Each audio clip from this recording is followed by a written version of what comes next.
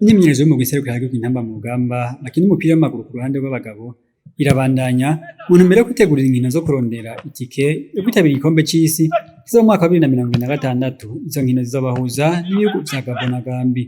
Hakaba hamaze gushika mu gihugu c'u Burundi abakinyi bagera kuri 7 harimo na Irakoze Donasiano yavuye muri Leta Zunze Ubumwe za Amerika.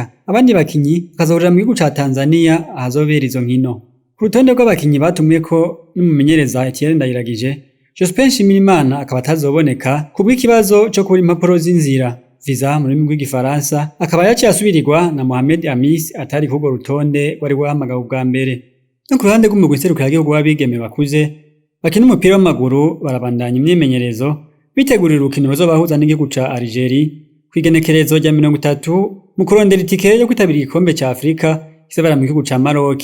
Umumenyereza mukuru Olivier Niyonga akaba atazira mutombora hamwe n'icegera ciwe Berize Ininahazwe akaba yajanye n'umugwi w'abigeme batarenze imyaka 20 abariko bitegurira urukino ruzobahuza n'igihugu ca Leta Iharanira Rusangi ya Kongo ruzoba kuri wa gatandatu igenekerezo rya 11 Munyonyo mwaka 2023. Urundi rukino bakaba rufise kw'igenekerezo rya 17 Munyonyo uwo mwaka.